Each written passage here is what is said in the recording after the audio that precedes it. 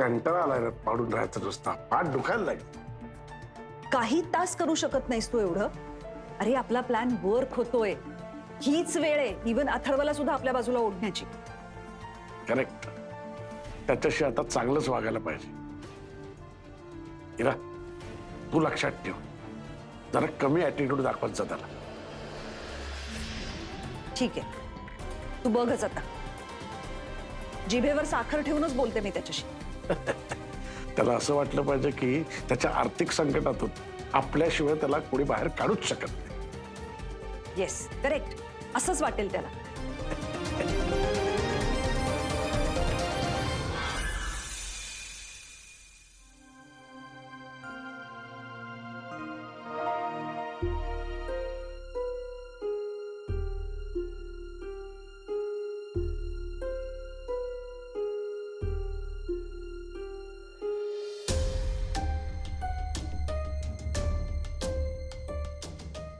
आई,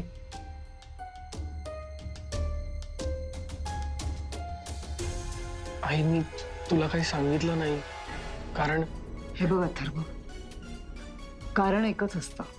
एकतर समोरचा माणूस आपल्याला आपला वाटत नाही किंवा एवढं सगळं सांगावं इतका विश्वासातला वाटत नाही.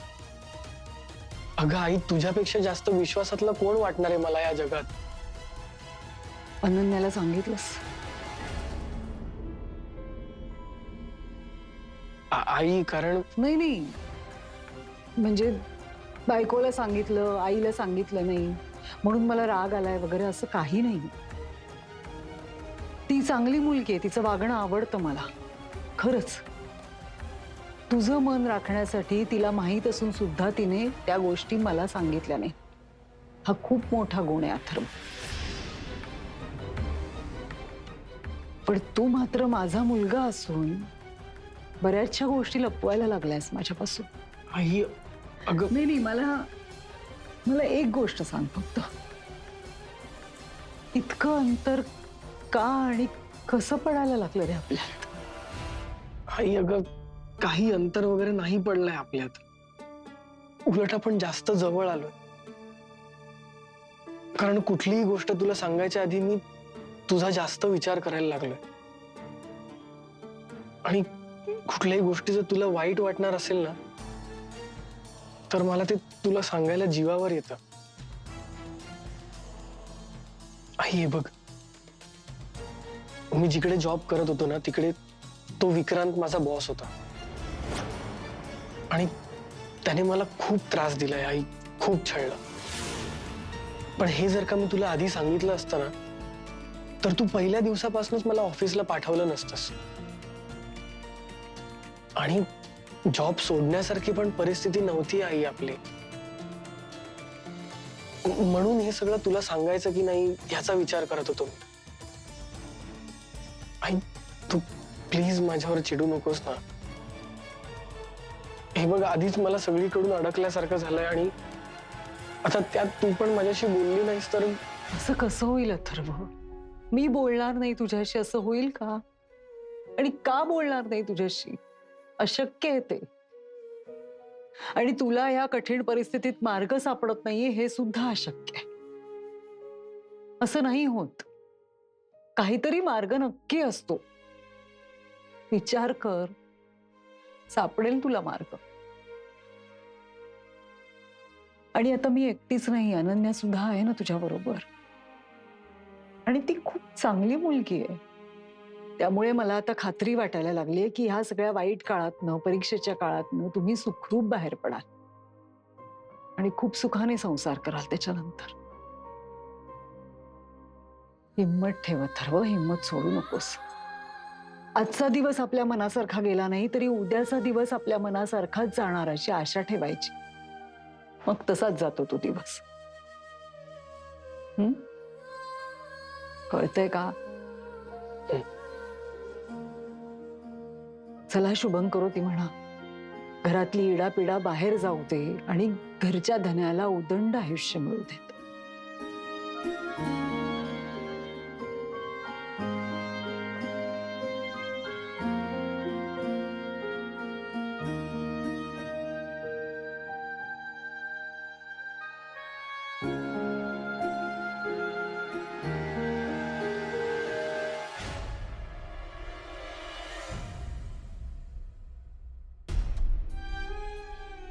अनु मम्मासाठी मॅगझिन्स पण घेतलेस ना? हो हो घेतले.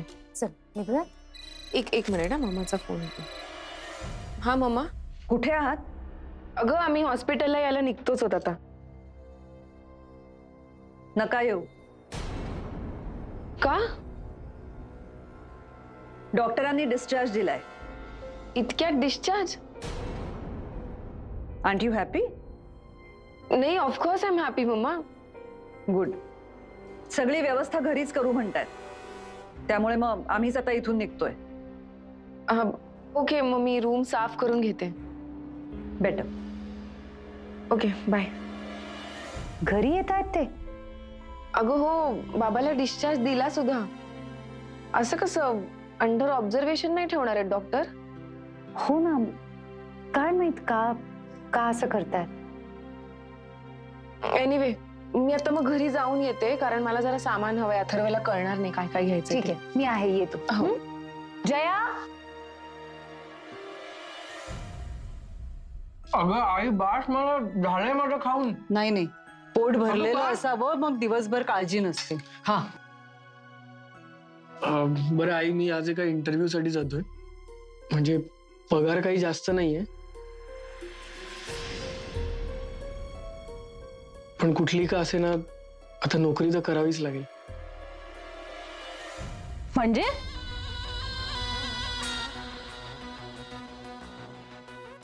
आता मिळेल त्या पगारात मिळेल ती नोकरी करावी लागणार का?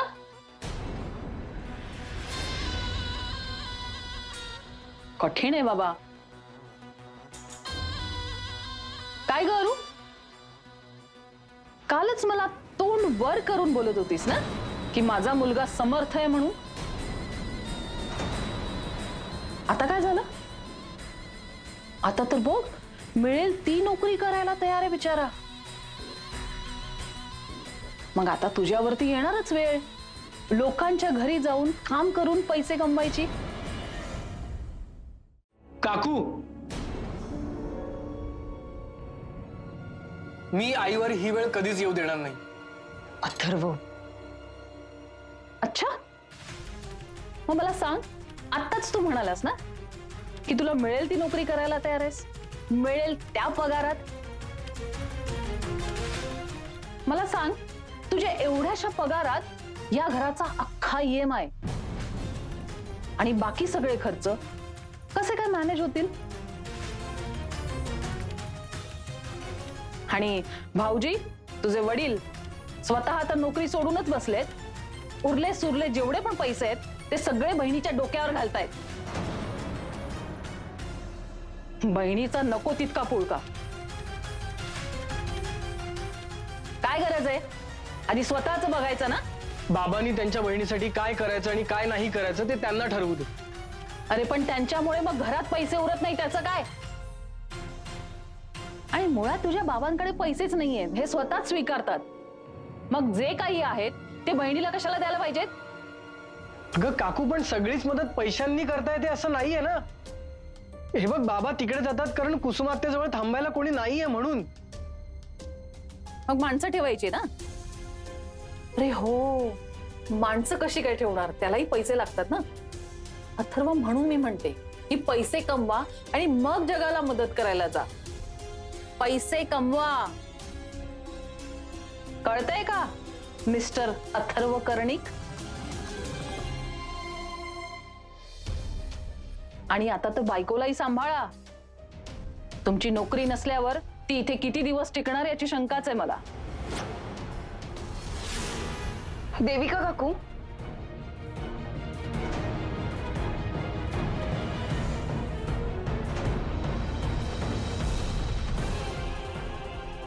मी इतकी उथळ मुलगी नाहीये आणि माझा नवरा ना करताही नाही.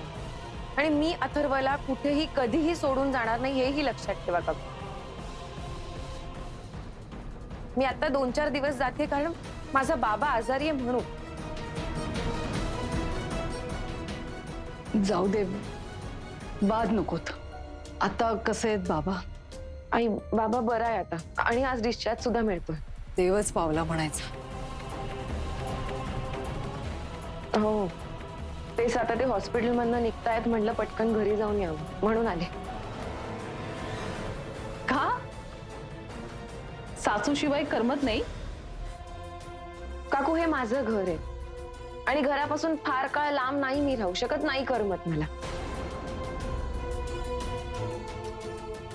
बरं आई, काही घरातलं काम करायचंय, पटकन करून जाते. पोळ्या वगैरे लाटायच्या असतील तर मी.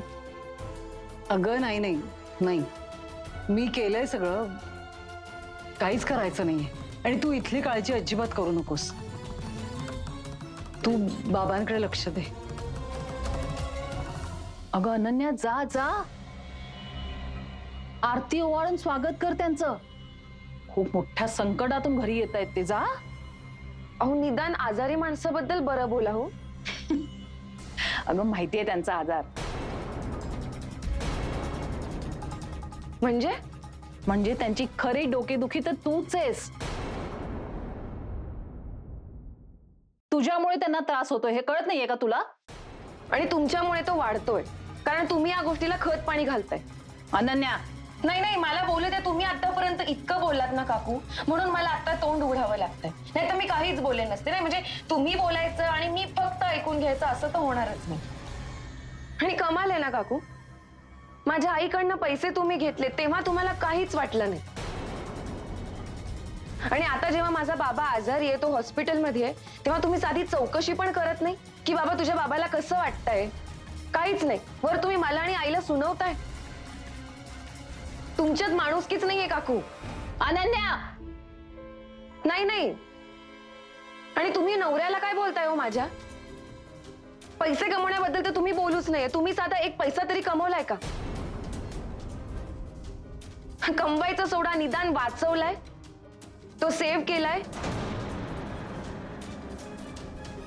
माझा नवरा थोडेफार का होईना पैसे कमवतो. माझे सासू सासरे जो पैसा आहे तो जमवतात, तो गोळा करतात, ते सेव्ह करतात. तुम्ही काय करता? तुम्हाला असं वाटतं की पैसा फक्त उधळण्यासाठी असतो, स्वतःवर खर्च करण्यासाठी असतो. पण असं नसतं ना.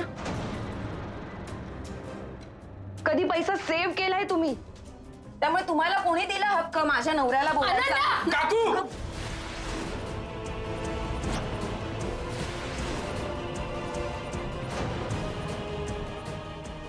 अनन्यावर हात उगारायचा नाही.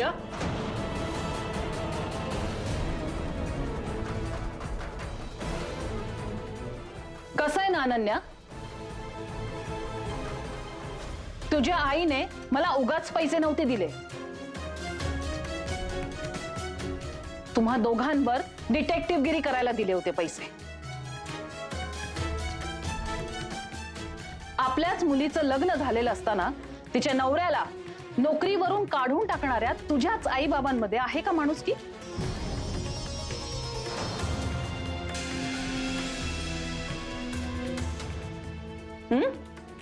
स्वतःच्या मुलीवर वॉच ठेवण्यासाठी पैसे देणाऱ्या आईमध्ये आहे माणुसकी? आधी हा प्रश्न ना तुझ्या आई बाबांना जाऊन विचार, मग माझ्या समोर बोलायची हिम्मत कर. माणुसकी म्हणे.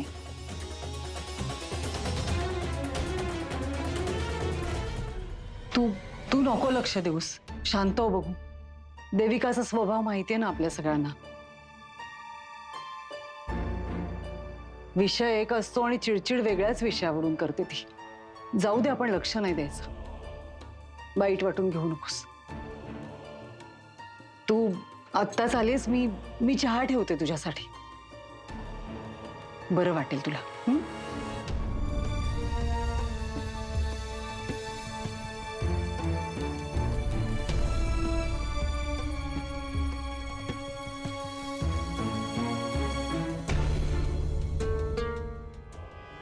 कधी कधी आपल्या घरातलं वातावरण खूपच टॉक्सिक होतं.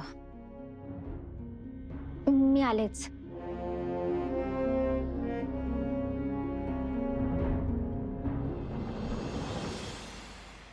अनन्या, प्लीज नको ना रडूस. हे बघ, तू नको मनाला लावून घेऊस. तू जा आणि 2-3 दिवस राहा. तुला टेन्शन खूप जास्त आहे. आपल्या घरात काय हे सगळं चालूच असतं. तू नको याचा त्रास करून घेऊस. तू जा आणि बाबा बरे झाले ना की ये परत. तू येशील ना मला भेटायला? अथर्व, तुझ्याशिवाय नाही करमत मला. अगं ऑब्विसली येईन मी राहू शकणार आहे का तुझ्याशिवाय? अथर्व, या सगळ्या टेन्शन मध्ये तू हवास मला. अथर्व, तू असलास ना की खरंच खूप शांत वाटतं. हे बघ, देव आपली परीक्षा बघतोय आणि आपल्याला या परीक्षेत पास व्हायचंय. मी आहे तुझ्या बरोबर.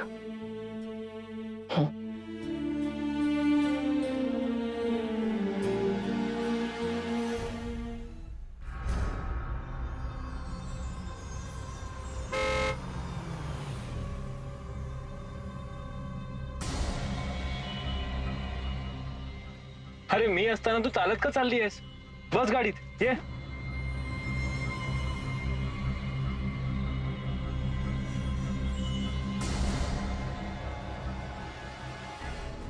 हाय. हाय. काय झालं? तुझा चेहरा का उतरलाय? नाही, काही नाही. माझं काही चुकलंय का? नाही नाही नाही, तुझं काही नाही. नाही नाही, माझंच काहीतरी चुकलं असेल. प्लीज बोल काय झालंय, नाहीतर मला. अरे नाही कबीर, खरंच तुझं काही नाही. इनफॅक्ट तुला भेटल्यावर मला बरं वाटतं. ऍक्च्युली माझ्या घरी जरा प्रॉब्लेम्स चालू आहेत. माझ्यामुळे? नाही नाही, इन जनरल फॅमिली इश्यूज.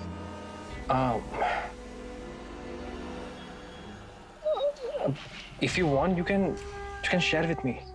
हा, आय मीन तुला बरं वाटेल शेअर केल्याने म्हणून. ऍक्च्युली कबीर, कसं आहे ना, माझ्या घरी काकू आणि माझ्या मम्माचं अजिबात पटत नाही. त्यांच्यात क्लॅशेस आहेत जरा. माझ्या वहिनीच्या बाबांना जस्ट हार्ट अटॅक येऊन गेला. हो नो. ऍक्च्युली माझ्या दादूला पण नोकरी मिळत नाहीये, त्यामुळे घरात खूप टेन्शन आहे. आणि माझी मम्मा तर म्हणते की आपण हे घर सोडून जाऊया, वेगळं राहूया असं. पूर्वा अगं हे बघ, तू टेन्शन घेऊ नकोस. अँड यू नो, तुझ्या क्यूट चेहऱ्यावरती टेन्शन अजिबात सूट होत नाही. अगं यार, रिलॅक्स, शांत हो बघू.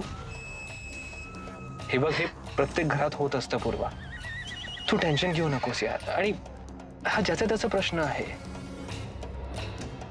आणि तू हे बघ की तुझं आयुष्य किती सुंदर आहे ते. Your life is just perfect. तू प्लीज बाकीच्यांचं टेन्शन तुझ्या प्रिटी शोल्डर्स वरती घेऊ नकोस. आणि मी आहे ना. मी आहे ना तुझ्यासोबत. तू मला सांग, तू शेअर कर माझ्याशी. तुला खरंच बरं वाटेल. I promise I am there with you always.